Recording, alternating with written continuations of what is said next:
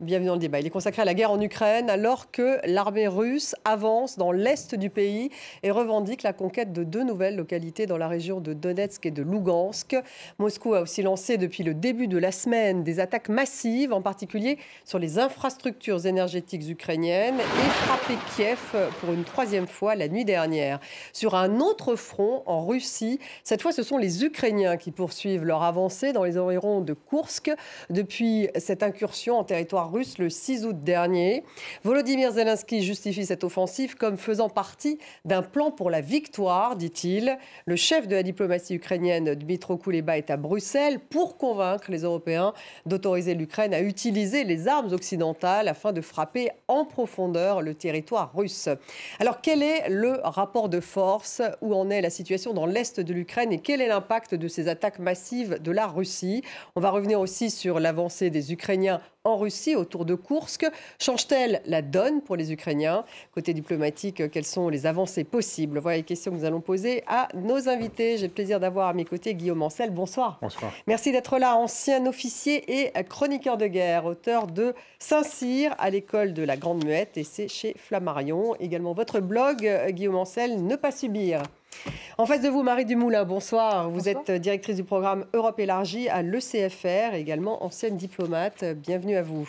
Richard Verly est avec nous. Bonsoir Richard. Bonsoir Stéphanie. Correspondant en France du quotidien suisse Blick. Et vous connaissez aussi très bien l'Ukraine, où vous êtes allé plusieurs fois.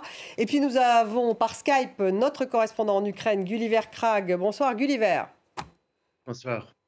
Avant de démarrer cette discussion, je vous propose justement de faire un point sur le terrain, après avoir su donc ce matin que l'armée russe avait revendiqué la conquête de 2 nouvelles localités dans les régions de Donetsk et de Lougansk en Ukraine. Un point en image avec Pierre Leduc. Des sirènes retentissent à Kiev. L'Ukraine assure avoir abattu 15 drones russes la nuit dernière au-dessus de la capitale. Dans le sud, Moscou revendique des avancées. La ville de Pokrovsk, stratégique pour l'approvisionnement des troupes, est sur le point de tomber aux mains des Russes. Ils viennent de s'emparer d'un village tout proche. La situation à Pokrovsk et dans d'autres zones de la région de Donetsk est extrêmement difficile. Les principaux efforts russes et un grand nombre des forces armées y sont concentrés. La résilience de chacune de nos unités est très importante aujourd'hui, tout comme notre capacité à détruire l'occupant. Face à l'inexorable avancée des troupes russes, Mirnograd, à une dizaine de kilomètres de Pokrovsk, se transforme peu à peu en village fantôme. La situation est très difficile dans la ville. Il y a souvent des frappes, des drones qui nous survolent, des tirs de mortier. Les gens partent, nous les aidons à évacuer. Il reste très peu de gens. Je pense que tous les enfants ont été évacués. Il reste des personnes âgées qui ont finalement décidé de partir, elles aussi. Kiev revendique de son côté des frappes en territoire russe, ayant visé notamment des dépôts d'armes et de carburant, mais aussi des infrastructures civiles dans la région de Belgorod, faisant un mort selon Moscou. Gulliver, je commence par vous, puisque vous êtes sur place. D'abord, quel est l'état d'esprit des Ukrainiens cette semaine avec ces bombardements russes et ces avancées russes dans l'est du pays notamment? Alors, je pense que les bombardements, d'une certaine manière, on s'y attendait, mais bien sûr, cela confirme que l'hiver sera très difficile et c'est très fatigant et traumatisant de subir ces attaques pendant la nuit. Aujourd'hui, pour encore baisser le moral des Ukrainiens, il y a cette nouvelle que l'un des F-16 visiblement aurait été déjà abattu. Un pilote ukrainien est confirmé mort et dans les médias, il y a cette information comme quoi ce serait l'un des précieux avions de chasse F-16 que le pays aurait perdu. Sinon, avant ça, avant cette semaine, c'est sûr que les incursions à Koursk ont remonté le moral des Ukrainiens et ils pensent qu'il y a plusieurs raisons de penser que ces opérations ont déjà été un succès pour l'Ukraine malgré la continuation des avancées russes autour de Pokrovsk dans le Donbass. Guillaume Ancel, on va revenir justement sur finalement ces deux fronts. Aujourd'hui, pratiquement, on peut dire un front en Russie et un front en Ukraine, de cette guerre en Ukraine. Un mot peut-être justement sur cet avion F-16 que vient de mentionner Gulliver, on l'apprend à l'instant, qui s'est écrasé. C'est effectivement, ça peut atteindre le moral des Ukrainiens. Parce que des F-16, il y en a quoi? 2 pour l'instant, il me semble? 6, on pense qu'il y en a 6 qui ont été déployés. Il y en a d'autres qui sont en cours. 10. La question... Oui, entre 6 et 10, mais on ne sait pas combien sont opérationnels en réalité, parce que la question cruciale pour les Ukrainiens, c'est d'avoir des pilotes qui sont suffisamment expérimentés. Le F-16 est beaucoup plus compliqué et sophistiqué que les MiG-29 qu'ils pilotaient jusque-là. Le F-16 n'est absolument pas déterminant. Bien sûr, pour les Ukrainiens, c'est très désagréable de savoir qu'il y a un F-16 et un pilote qui vient juste d'être formé, qui a été abattu, mais ce n'est pas ça qui changera le cours de la guerre. D'ailleurs, ni le fait qu'il y ait quelques F-16 supplémentaires qui arrivent. Je pense qu'on est dans une phase très différente dont on va pouvoir parler aujourd'hui. Alors justement, sur cette carte, on va la regarder, côté l'est de l'Ukraine, avec cette avancée donc, des Russes, ces prises des villages de Mykolaïvska dans la région de Donetsk ou encore de Stelmakivka, ça c'est dans la région de Lugansk. Et Mykolaïvska, Guillaume Ancel, se trouve à une quinzaine de kilomètres de Pokrovsk. Et Pokrovsk, manifestement, c'est une ville stratégique pour les Ukrainiens qui pourrait tomber donc chez les Russes. En fait, les Russes ont mis en œuvre une espèce de rouleau compresseur qui ressemble étrangement à celui qu'on connaissait de l'ère soviétique, avec des bombardements massifs, notamment avec leurs bombes planantes, qui sont impossibles à intercepter, et où les Ukrainiens ont très bien compris que soit ils essayaient de s'opposer à ça, mais ils se faisaient laminer, soit ils freinaient, dans le jargon militaire, ça veut dire qu'on laisse l'autre avancer, on lui inflige des pertes, mais on ne cherche pas à le stopper. Les Ukrainiens n'ont pas les moyens de stopper l'offensive russe dans l'Ukraine, mais les Russes, pour conquérir cette petite partie du Donbass, ils consacrent des moyens considérables et ont supporté des pertes en dizaines de milliers d'hommes. Donc on voit bien qu'il y a un jeu très complexe.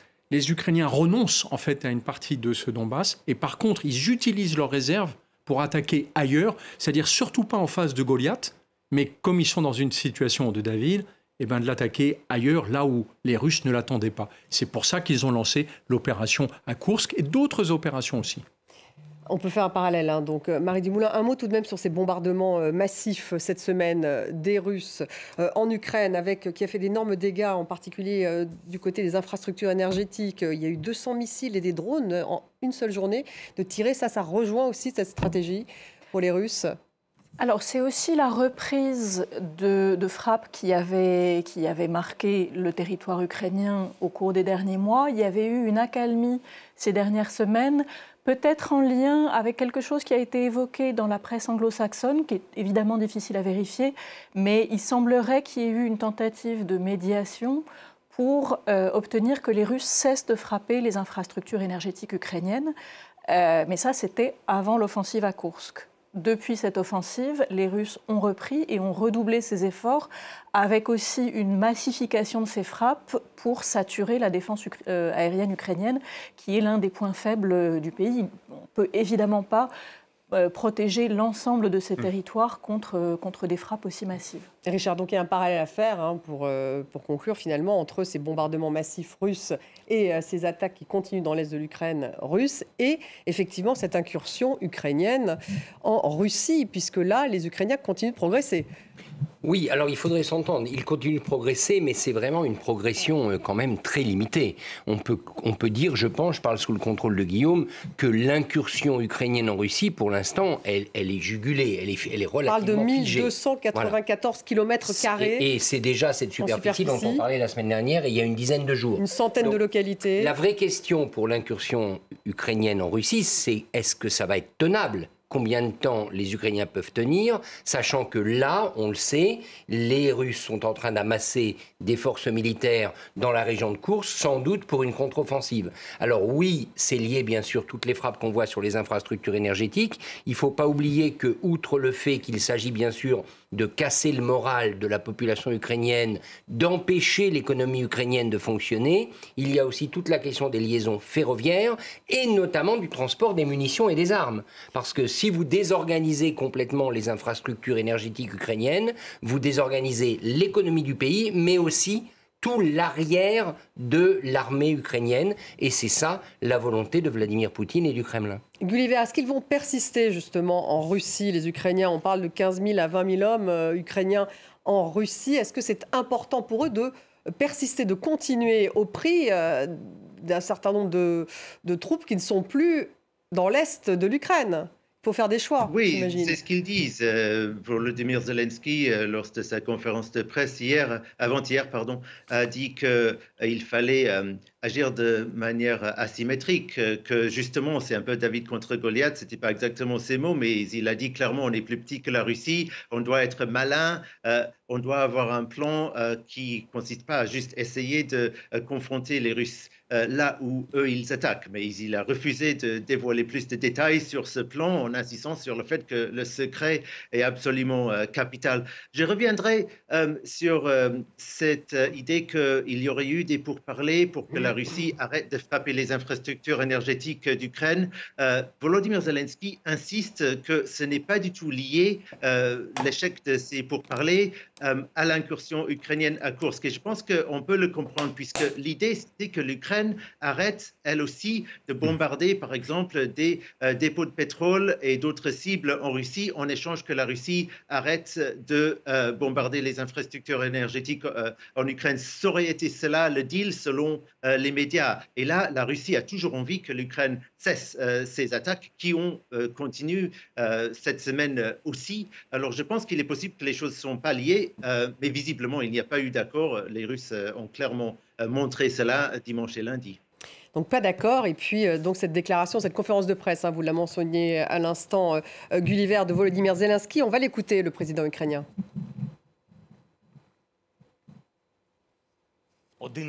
La région de Koursk est un élément du plan qui a déjà été mis en œuvre. La deuxième partie du plan concerne la place stratégique de l'Ukraine dans l'infrastructure de sécurité mondiale. La troisième partie est une mise sous pression intense pour forcer la Russie à mettre fin à la guerre de manière diplomatique. La quatrième partie est économique. Guillaume Ancel, donc il dit effectivement faire pression sur la Russie pour mettre fin à la guerre. C'est vraiment l'objectif de cette incursion ukrainienne en Russie. Ça permettra, ce qui se passe sur le terrain va se traduire ensuite en termes diplomatiques. Je vais essayer de... Est-ce qu'ils ont les moyens déjà, les Ukrainiens, d'aller au bout? Un tout petit peu de hauteur. En fait, au bout de 2 ans et demi de guerre, les Russes ont parfaitement conscience qu'ils ne sont pas capables en l'état d'aller au-delà du Donbass. Et les Ukrainiens ont parfaitement compris qu'ils n'ont pas les moyens de chasser toute l'armée russe des 18% de territoire qu'ils occupent en Ukraine. Au mois de juin, il y a une conférence pour la paix en Suisse qui nous a tous étonnés, parce que comme il n'y avait pas la Russie, on disait à quoi ça sert de discuter entre nous. Mais en fait, on s'est trompé sur une chose, et c'est les Suisses qui avaient raison. C'est qu'il fallait que les Ukrainiens rentrent dans cette mentalité, cet état d'esprit que vient d'exprimer Volodymyr Zelensky. À la fin d'une guerre, on termine toujours par une négociation. Mais qu'est-ce qu'on apportera dans la négo? S'il vient les poches vides, ce n'est pas une négociation, c'est une capitulation. Quand il lance son offensive sur Koursk, le terrain qui a été conquis par les Ukrainiens en Russie, c'est à peu près l'équivalent de ce qu'ont conquis les Russes en Ukraine. Et donc, c'est une manière de dire, vous avez une carte, c'est 1300 km contre 1800 aujourd'hui. Oui, mais on est sur l'échelle. Il me semblait que c'était presque plutôt 10 000 attention, en Ukraine. Je parle de ce qu'ils ont conquis uniquement dans le Donbass depuis janvier. Depuis janvier, d'accord. En 6 mois d'efforts colossaux, l'armée russe a conquis 1500, 1600 km². Les Ukrainiens ont conquis 1300 km², c'est juste, ça n'a rien à voir comme terrain. Mais c'est une manière de leur dire, vous avez conquis du terrain, j'ai conquis du terrain. Les Ukrainiens ont beaucoup souffert des frappes dans la profondeur, notamment contre les installations énergétiques. Que font les Ukrainiens quasiment tous les jours? Ils lancent des drones et des missiles de leur fabrication sur des dépôts pétroliers et sur des installations énergétiques ou militaires russes pour leur montrer que les Russes ont oublié un détail. C'est qu'eux aussi, ils peuvent être attaqués parce que les Russes sont incapables de défendre l'intégralité de leur... Et on voit bien que ce sont des cartes de négociation pour pouvoir discuter utilement à un moment où la croche sera l'échange de prisonniers. parce que les Ukrainiens ont fait beaucoup de prisonniers dans leur offensive sur Koursk. Plus de 500, hein, c'est ça, plus de 500 prisonniers. Marie Dumoulin, donc ça va compter. C'est vrai que Volodymyr Zelensky demande maintenant une participation de la Russie à une conférence de paix. Manifestement, les Russes ont décliné pour l'instant. Mais est-ce qu'on avance vers justement des négociations possibles? Parce qu'aujourd'hui, sur le terrain, les Ukrainiens ont tout de même infligé une sorte de revers aux Russes. Je ne pense pas qu'il y ait d'effet mécanique. Et s'il y a effet mécanique, il serait plutôt, de mon point de vue, dans le sens inverse. C'est-à-dire que Vladimir Poutine, mis sous pression parce que mis en difficulté sur le terrain, son réflexe va être de réagir sur le terrain et de contrer l'offensive, et certainement pas d'aller à des discussions dans une position qui serait vue comme une position de faiblesse. Mais ça, c'est mon hypothèse. Je pense que quand on analyse les objectifs de l'opération ukrainienne à Koursk, il faut être extrêmement prudent, parce que les Ukrainiens en ont dit très peu. Et la manière dont ils vont utiliser cette offensive dépendra aussi de leur capacité, comme ça a été évoqué, à tenir ce terrain. Il y avait des objectifs de court terme qui ont été remplis, qui étaient de reprendre l'initiative et ce faisant de remotiver l'opinion ukrainienne qui était quand même à bout de souffle après des mois de frappes intensives, après une vague de mobilisation qui peinait à produire des effets et puis face à une offensive russe qui progressait lentement mais qui progressait. Le deuxième message, il était aux partenaires occidentaux. C'était aussi une manière de dire aux Occidentaux « Nous sommes encore capables d'avoir des succès sur le champ de bataille, à condition d'avoir les équipements nécessaires.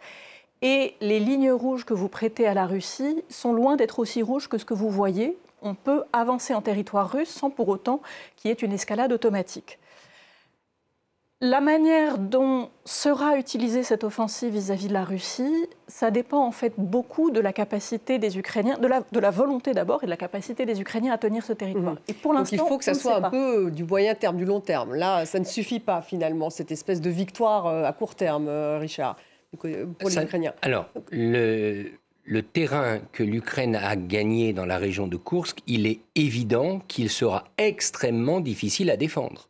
C'est extrêmement difficile à défendre.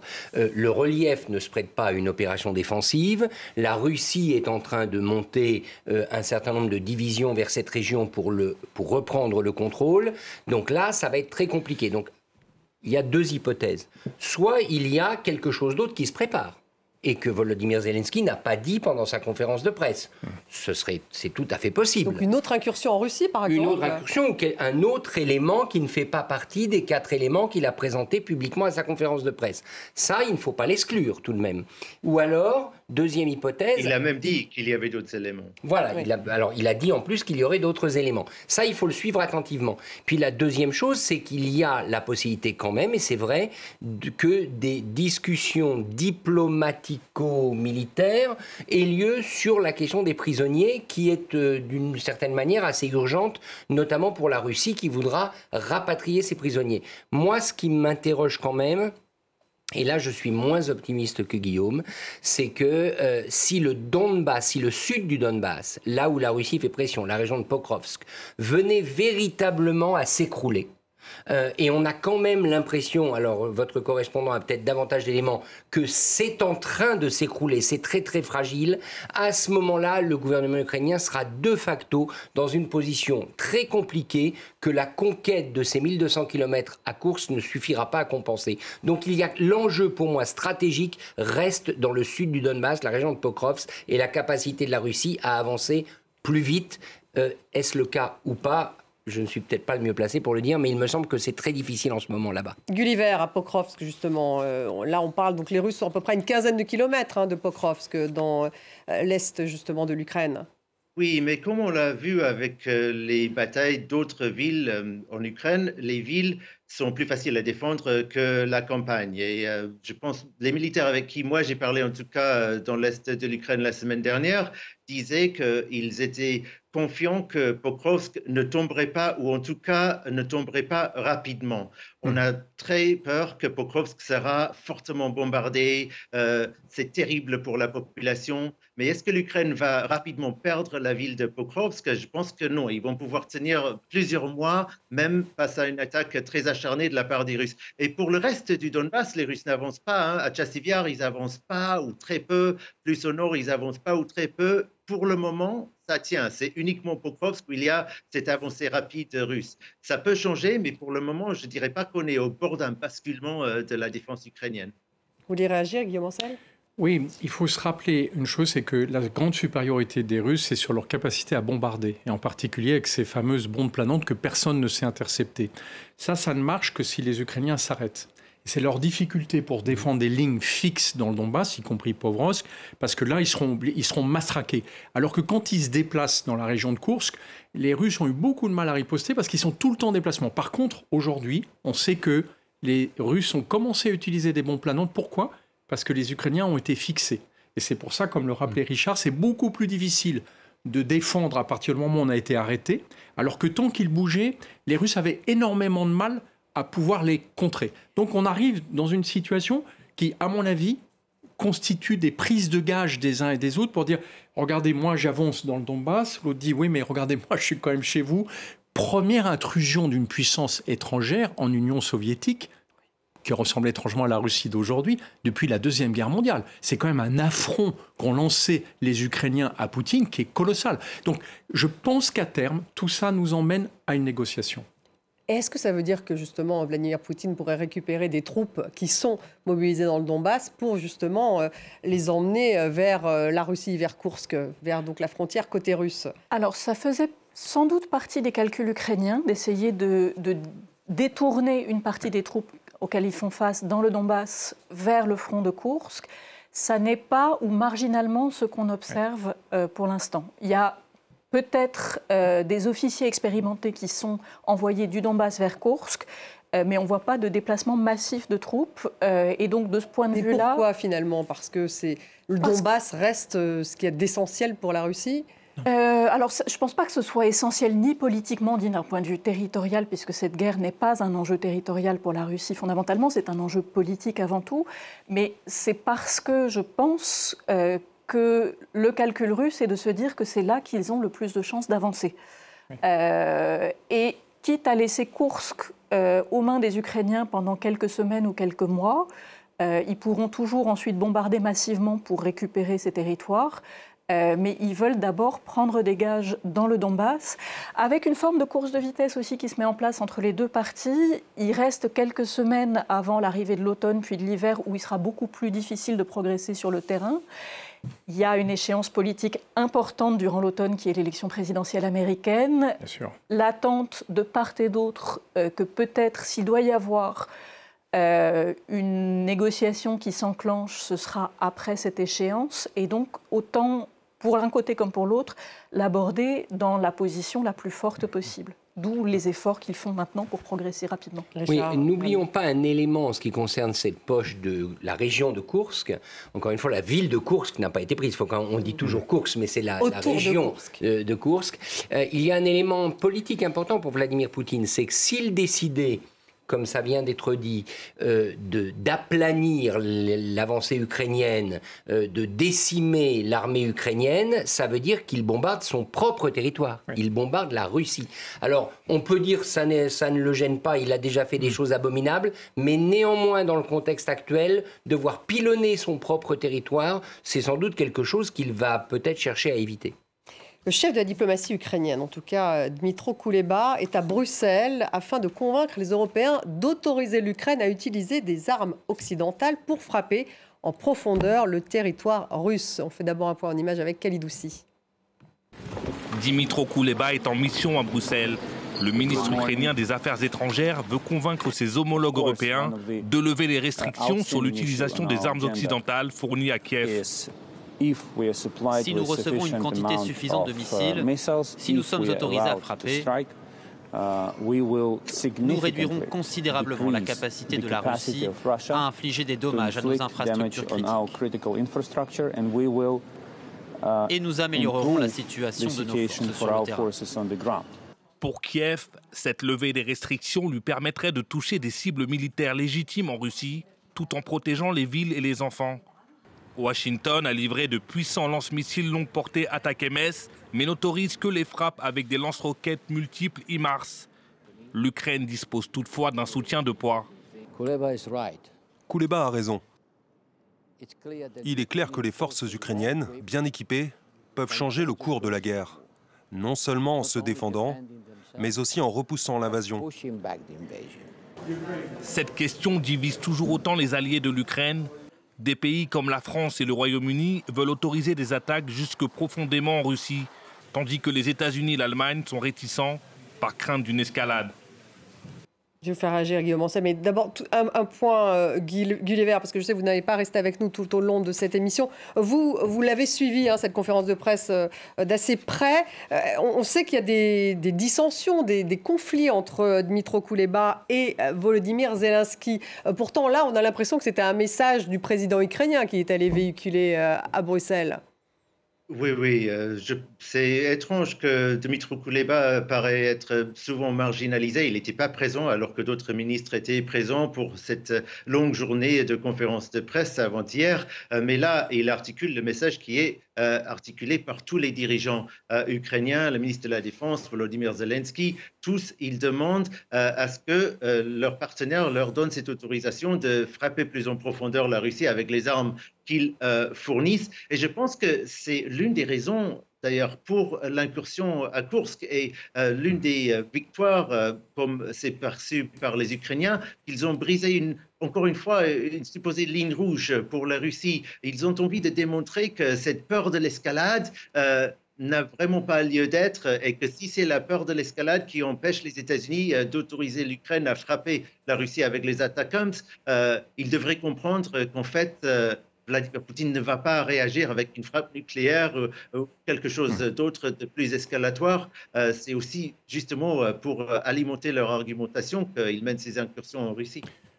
Merci Gulliver. Un mot justement, Guillaume Ancel, sur cette stratégie. On a l'impression que les lignes rouges, elles se sont déjà déplacées puisque cette incursion ukrainienne en Russie, les Ukrainiens utilisent donc les HIMARS, on l'entendait dans le sujet, ce sont des armes américaines et puis également des armes françaises.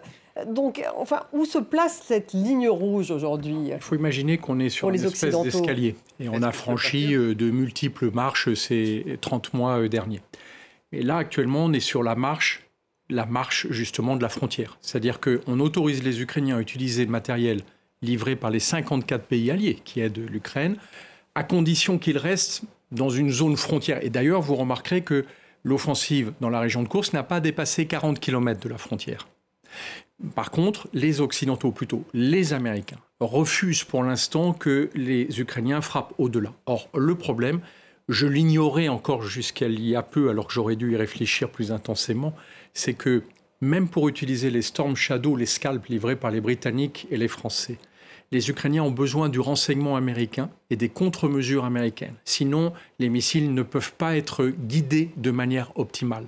Et donc aujourd'hui, ce sont les Américains qui empêchent l'utilisation, y compris des matériels britanniques et français, en disant non, je ne vous aiderai pas à les tirer au-delà des 30-40 km de la frontière. Donc les Américains ont une espèce de veto absolu sur le sujet. Pourquoi? Parce qu'ils sont intimement convaincus que s'ils faisaient ça, on risquerait une escalade régionale. Là où les Français et les Britanniques sont absolument rangés, comme les diplomates finalement ukrainiens, au fait qu'il n'y a pas de ligne rouge. Les lignes rouges n'existent que dans nos têtes et surtout, au combat, vous ne pouvez pas demander à quelqu'un de monter sur le ring avec une main attachée dans le dos. À partir du moment où les Russes bombardent en profondeur en Ukraine, il faut autoriser les Ukrainiens à bombarder en profondeur en Russie. Mais ils utilisent déjà les HIMARS. Donc non, au départ... Alors, pardon, il y a une petite confusion. L'HIMARS, en fait, c'est juste le lanceur. Le missile ATACMS, on le met dans l'HIMARS. Mais les missiles ATACMS peuvent tirer ces versions-là jusqu'à 300 km. Les Ukrainiens peuvent le faire, mais ils n'ont pas le droit de dépasser 30-40 km de la frontière. Les Ukrainiens utilisent pour frapper en profondeur des drones et des missiles de leur fabrication, qui sont limités pour l'instant, qui n'ont pas la puissance des missiles dont on parle, en particulier les Taurus allemands que l'Allemagne refuse de fournir pour ces raisons. Et puis les Scalp et les Storm Shadow pourraient être utilisés beaucoup plus profondément, mais les Américains ont mis leur droit de veto. Mardi Moulin, donc du coup, en allant voir les Européens, Kuleba vise finalement les Américains. Yes. Exactement, oui. Avec cet enjeu, avec cette démarche qui est de dire, au fond, c'est un sujet de sécurité européenne. Si escalade il doit y avoir, elle concernera d'abord le continent européen. Et donc, c'est aux Européens de gérer cette escalade et de dire aux Américains ce qu'ils sont ou non prêts à accepter de ce point de vue-là. En sachant aussi que l'enjeu pour l'Ukraine, c'est de pouvoir frapper les points d'où partent les attaques russes sur son territoire. On parlait des bombes planantes. Les bombes planantes, on ne peut pas les intercepter. En revanche, on peut frapper les aéroports d'où partent les avions qui vont bombarder l'Ukraine. Donc pour l'Ukraine, c'est vraiment cet enjeu-là.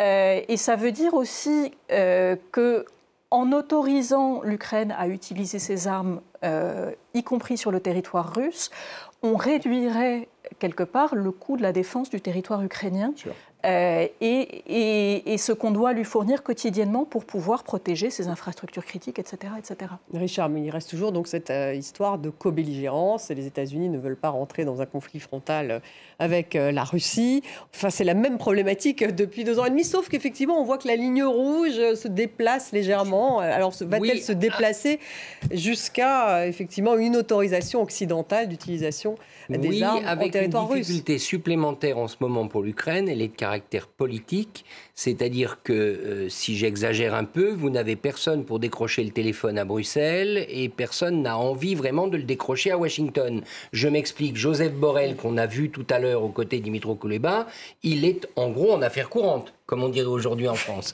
C'est-à-dire qu'il va bientôt perdre son poste, il va être remplacé par Kaja Kallas, la première ministre estonienne, qui a la réputation d'être beaucoup plus dure vis-à-vis de la Russie, mais elle n'est toujours pas en poste et l'ensemble de la Commission européenne ne prendra ses fonctions qu'à la fin de l'année. Donc on est dans un moment difficile, dans un creux de la vague européen. Il y a aussi la situation de la France, il faut bien le dire. Emmanuel Macron était celui qui s'était mis le plus en avant sur la question à la fois des frappes contre les infrastructures, notamment aéroportuaires russes, mais aussi, vous vous souvenez, les troupes au sol, les instructeurs. Tout ça, plus personne n'en parle. La force de traction de la France, elle est considérablement diminuée. L'Allemagne, comme toujours, se range derrière les États-Unis. Et ça m'amène à parler des États-Unis. Aujourd'hui, on l'a dit, il y a d'autres éléments qui accaparent à la fois Joe Biden, Kamala Harris, c'est l'élection présidentielle. Et donc, si le téléphone ukrainien sonne, il y aura bien sûr quelqu'un qui décrochera, mais je ne suis pas sûr que la conversation sera très longue. Donc, il y aura une forme d'attentisme pour l'instant de la part de tous ces pays occidentaux. Est-ce que Zelensky a évoqué ce succès d'un premier essai balistique de fabrication ukrainienne? Est-ce que c'est significatif, Guillaume Ancel? Là, on est typiquement dans l'escalade de négociations, c'est-à-dire que on met sur la table des choses hypothétiques. Pour l'instant, les missiles balistiques... C'est hypothétique quand il parle de succès. Non, on ne connaît pas ce missile balistique, on ne connaît pas ses performances réelles, on ne connaît pas sa capacité à percer les défenses aériennes russes qui sont très puissantes, même si par rapport aux 17 millions de kilomètres carrés du territoire russe, c'est impossible de défendre tout, mais les Russes défendent très très bien les installations les plus importantes qui sont dans les 500 kilomètres de l'Ukraine. Le point, à mon avis, est moins là que dans le développement par l'Ukraine d'une série de drones qui manifestement ont des performances et surtout un nombre en termes de production, on parle de milliers d'exemplaires, qui satureraient les défenses russes. Et ça, les Russes sont inquiets parce que si le territoire ukrainien à 600 000 km est quasiment impossible à défendre, le territoire russe, alors là, c'est même pas la peine d'y penser. Donc les Russes savent que là aussi, il y a un enjeu. Encore une fois, ils ont beaucoup frappé les Ukrainiens. Ça leur fait un drôle d'effet, quand il y a 10 drones russes qui arrivent autour de Moscou, de devoir dire aux citoyens russes de la capitale, en fait, il y a des bombes volantes au-dessus de vos têtes.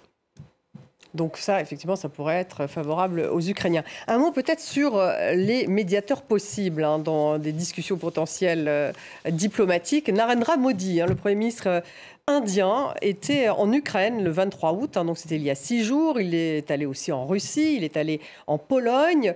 Marie Dumoulin, est-ce que Narendra Modi pourrait être un médiateur possible ? Alors en tout cas, c'est quelque chose qu'il a laissé entendre lorsqu'il était à Kiev. Il a dit que l'Inde était attachée à la paix et souhaitait que cette guerre se termine. Il a aussi dit, ce qui était de mon point de vue plus important, qu'il était attaché à l'intégrité territoriale et à la souveraineté de l'Ukraine, ce qui est quand même une pierre dans le jardin des Russes. Et il a dit que s'il fallait des hommes de bonne volonté pour assurer une médiation, il était tout à fait prêt à le faire. Cette séquence, elle intervient après une visite à Moscou qui avait beaucoup marqué négativement les Ukrainiens, mais avec eux un certain nombre de partenaires occidentaux de l'Inde. Et l'Inde est quand même dans un jeu d'un jeu d'équilibrisme assez compliqué. Elle a une relation traditionnellement très forte avec la Russie, y compris dans le domaine de la défense. La relation s'est renforcée dans le domaine énergétique, puisque après les sanctions occidentales, l'Inde est devenue l'un des premiers acheteurs de pétrole russe. Et en regard, c'est aussi un partenaire stratégique pour un certain nombre de pays européens. C'est un pays qui souhaite garder une bonne relation avec les États-Unis. Et donc, il y a un jeu d'équilibriste un peu compliqué. L'Inde avait participé à ce sommet qui s'était tenu en Suisse au mois de juin, n'avait pas signé le communiqué final, mais était quand même là. Elle était quand même présente. On joue un peu sur tous les tableaux, mais à terme, ça pourrait être effectivement l'une des voies susceptibles d'assurer des bons offices entre l'Inde et la Russie, avec un biais quand même vis-à-vis de la Russie un peu compliqué à gérer, je pense. Intéressant tout de même, Richard, parce qu'on en revient à cette conférence de paix du mois de juin, et Volodymyr Zelensky, lui, en parlant d'une nouvelle éventuelle conférence de paix, il parlait justement de la faire dans un pays émergent. On pourrait se demander si ça pourrait avoir lieu en Inde ou un autre pays émergent. Oui, alors est-ce que la diplomatie indienne a vraiment envie d'être le médiateur, d'être le négociateur entre les deux parties? Ça, je n'en suis pas certain, précisément pour les raisons qui viennent d'être évoquées, parce que si vous êtes le médiateur, vous devez faire preuve d'inflexibilité d'une certaine manière vis-à-vis des deux parties. Vous devez être crédible. Et pour l'instant, il est évident que l'Inde a beaucoup de choses, beaucoup de liens avec la Russie, et elle ne voudra pas les mettre à mal.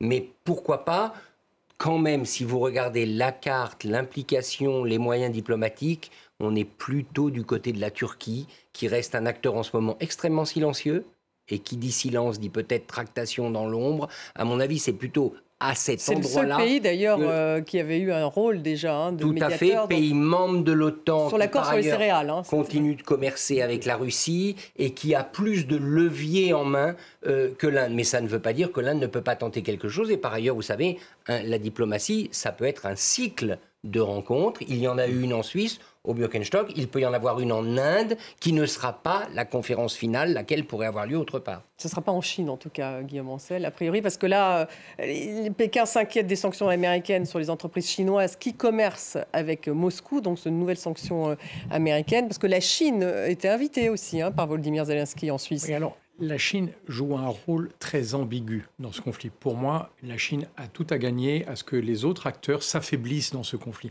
Mais elle ne souhaite absolument pas s'impliquer. On a beaucoup parlé de l'aide chinoise à la Russie, mais en réalité, on n'a jamais vu une arme chinoise. Alors par contre, on a vu des armes nord-coréennes et iraniennes être utilisées sur le front. Moi, je pense surtout que la Chine observe avec une manière très minutieuse la manière dont on résoudra ou pas ce conflit pour choisir ce qu'elle fera sur Taïwan. Si les pays occidentaux montrent qu'ils sont capables de défendre jusqu'au bout contre l'ogre russe, qui est de petite dimension par rapport à la Chine aujourd'hui, la Chine ne se lancera sans doute pas. Par contre, si on lâche l'Ukraine, si on laisse capituler l'Ukraine, alors là, je ne donne pas cher de la peau de Taïwan. Les États-Unis, oui, allez-y. Oui, peut-être juste un élément sur les pays susceptibles d'être dans un rôle de médiateur. Il faut aussi mentionner qu'un certain nombre de pays du Golfe ont assuré des médiations, notamment dans le cadre des échanges de prisonniers entre la Russie et l'Ukraine. Le Qatar était, semble-t-il, impliqué dans ces discussions sur les frappes sur les infrastructures énergétiques. Donc on a aussi là un groupe de pays qui peuvent jouer un rôle. L'élément qui, en fait, relie tous ces pays, c'est le fait que cette situation d'extrême tension entre la Russie, d'un côté, qui est un partenaire important pour eux, et les Occidentaux, qui sont aussi des partenaires importants pour eux, à terme, n'est pas tenable et met vraiment leur diplomatie sous tension. Et donc, ils peuvent, à un moment, souhaiter faire baisser la tension et ramener tout le monde autour d'une table. Avec cet élément supplémentaire dans le cas de l'Inde, qui est le fait que voir Moscou progressivement se rapprocher de la Chine dans le contexte de ce conflit n'est clairement pas une bonne nouvelle pour l'Inde, étant donné la rivalité qu'elle entretient avec la Chine. Et donc, elle pourrait effectivement souhaiter jouer un rôle plus actif pour éviter de se retrouver dans une situation compliquée. Et côté diplomatique, Volodymyr Zelensky a bien dit qu'il allait parler avec Joe Biden, Kamala Harris, Donald Trump, puisque effectivement on ne connaît pas quelle sera l'issue de cette élection présidentielle américaine. Et là-dessus, il est prudent, parce qu'il sait qu'il ne peut pas se passer des États-Unis. La grande difficulté, je le répète en ce moment pour Volodymyr Zelensky, c'est que même s'il y avait et ça ne semble pas être le cas maintenant, un terreau favorable à une ouverture diplomatique, il n'y a pas grand monde pour se presser de l'empoigner. Et au niveau européen, je le disais, au niveau américain, c'est difficile. Et ça, Vladimir Poutine l'a en tête, ce moment qui va en gros nous mener jusqu'à l'élection présidentielle américaine, puisque ça coïncide au moment de l'élection présidentielle américaine le 5 novembre. C'est à peu près à ce moment-là qu'on y verra clair sur la Commission européenne, la répartition des responsabilités, et peut-être que d'ici là, des pays comme la France auront réglé leur crise gouvernementale. Ça, c'est effectivement un sujet. Une dernière question justement sur les États-Unis. Si Trump gagne, est-ce que ça change la donne, Guillaume Ancel? Au moment où on en est, enfin, à mon avis, c'est une catastrophe pour l'Ukraine, pour plusieurs raisons. La première, c'est que en fait, Donald Trump déteste les guerres.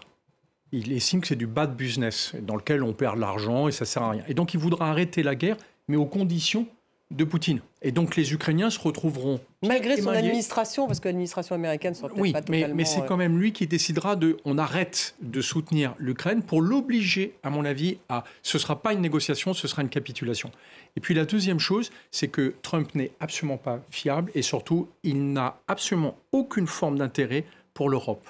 Et donc, il l'a rappelé à plusieurs reprises qu'au fond, lui, l'OTAN, défendre les pays européens, ça l'interrogeait. Ce qui remet complètement en cause un pacte de stabilité qui date de la Deuxième Guerre mondiale et sur lequel repose toute la sécurité de l'Europe aujourd'hui. Et donc, pour moi, Trump est un élément d'instabilité, d'incertitude qui serait très dangereux dans cette séquence-là. Richard? Oui, moi j'ai un point de désaccord. Parce que je pense que Trump, s'il devait être élu, va vouloir très vite faire un coup, il va vouloir marquer les esprits sur le terrain où on ne l'attend pas. Et il pourrait tenter quelque chose sur la Russie qui ne soit pas nécessairement, je dirais, servir la soupe à Vladimir Poutine, comme vous le sous-entendiez. Je pense qu'il peut essayer quelque chose. Et il a quand même une carte en main qui est que comme précisément, il n'est pas, je dirais, il est un peu instable, c'est le moins qu'on puisse dire, eh bien même Vladimir Poutine se méfiera de Donald Trump au pouvoir. Les Chinois, par exemple, on le sait, n'ont pas tellement envie de Donald Trump au pouvoir non plus. Donc son instabilité et son côté caractériel peut lui servir comme arme diplomatique, en tout cas ouvrir une piste. Marie Dumoulin. Ce que disent les Ukrainiens, c'est que dans la phase précédente de cette guerre, donc entre 2014 et 2022, Trump a dépassé des lignes rouges que s'était fixées l'administration Obama et a livré à l'Ukraine des équipements qu'elle ne parvenait pas à obtenir auparavant. Trump, je crois, est avant tout imprévisible. Donc, voilà. Effectivement, il dit quand j'arriverai au pouvoir, je ferai un accord en 24 heures, ce sera réglé. Il cherchera peut-être effectivement à le faire, mais si les Russes ne marchent pas à ces conditions, il peut aussi prendre le contre-pied et se mettre à soutenir l'Ukraine davantage. En réalité, on ne sait pas, mais effectivement, c'est un élément d'incertitude qui est extrêmement dangereux potentiellement, non seulement pour les Ukrainiens, mais aussi pour les Européens plus généralement. Merci. Ce serait une catastrophe de moins pour les États-Unis de ne pas avoir Trump comme président, mais je n'ai rien dit. Ça, en tout cas, Kamala Harris versus Donald Trump. On sera fixé le 5 novembre, donc il en reste encore des semaines. Merci beaucoup d'avoir participé à cette émission. Marie Dumoulin, Richard Verly, merci Guillaume Ancel, merci Gulliver Krag qui était avec nous, donc notre correspondant en Ukraine. Merci à vous tous de nous avoir suivis. Restez avec nous sur France 24.